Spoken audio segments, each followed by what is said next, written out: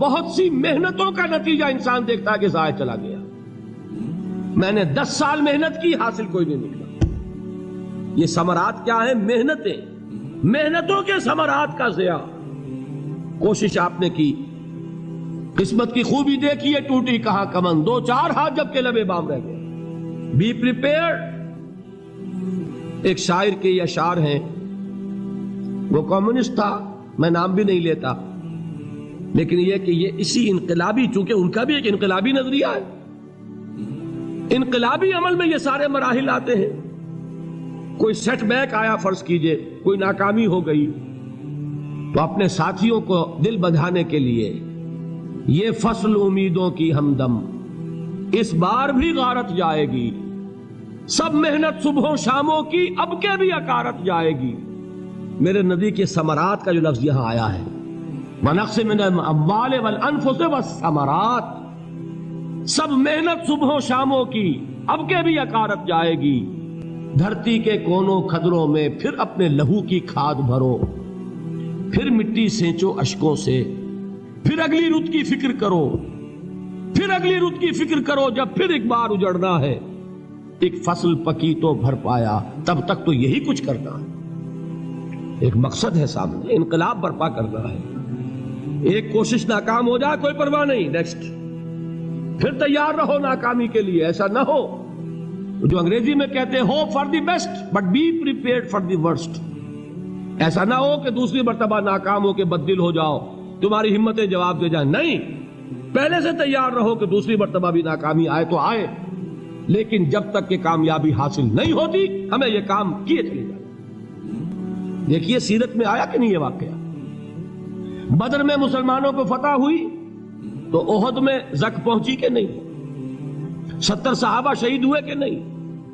اگر ان کی ہمتیں جواب دے جاتی تو گاڑی کیسے چلتی آگے؟ تو فرمایا وَلَنَبْلُوَنَّكُمْ بِشَيْءٍ مِّنَ الْخَوْفِ وَالْجُوعِ وَنَقْصٍ مِّنَ الْأَمْوَالِ وَالْأَنفُسِ وَالثَّمَرَاتِ.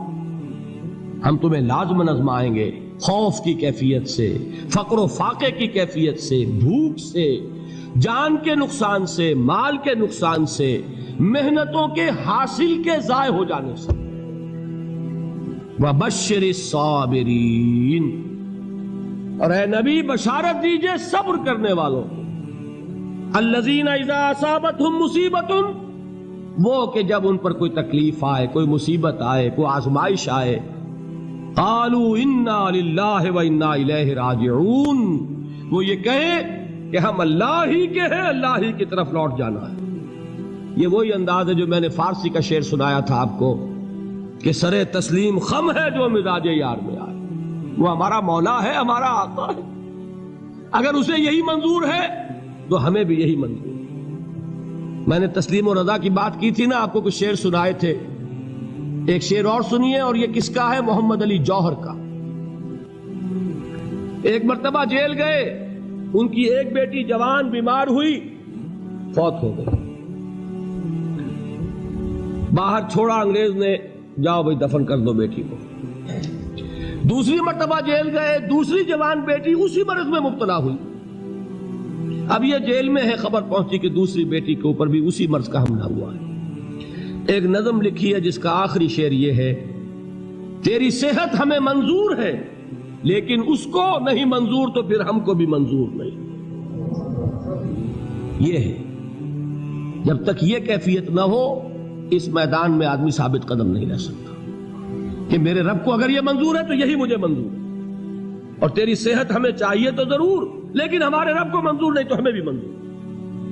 راضی برضائے رب.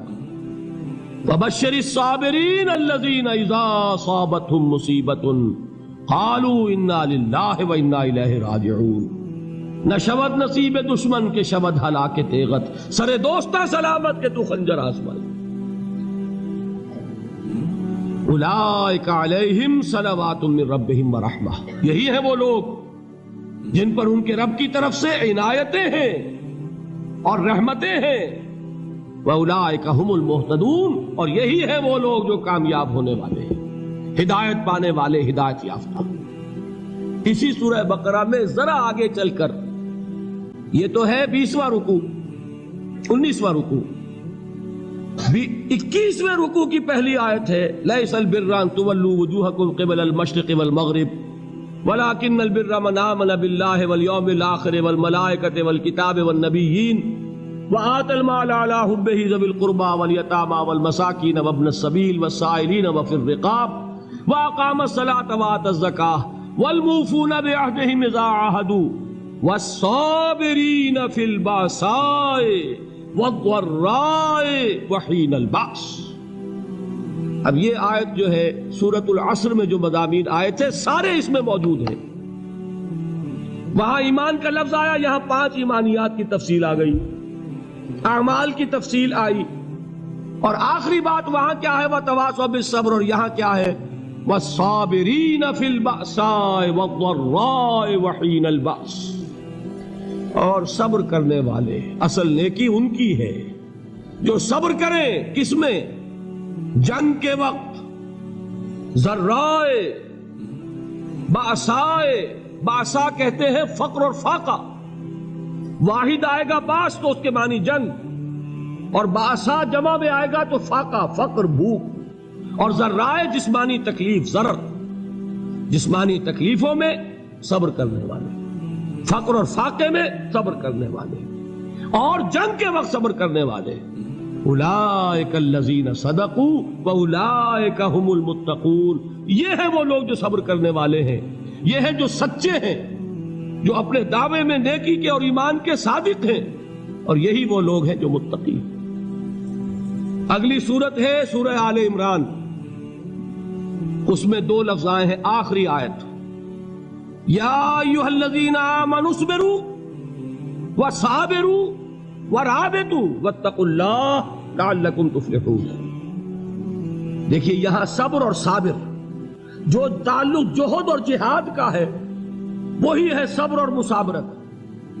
صبر ایک طرفہ عمل ہے، آپ جھیل رہے ہیں، برداشت کر رہے ہیں، صبر علی المعصیہ، صبر علی الطاعہ، صبر علی الابتلاء، یہ سب کیا ہے؟ صبر۔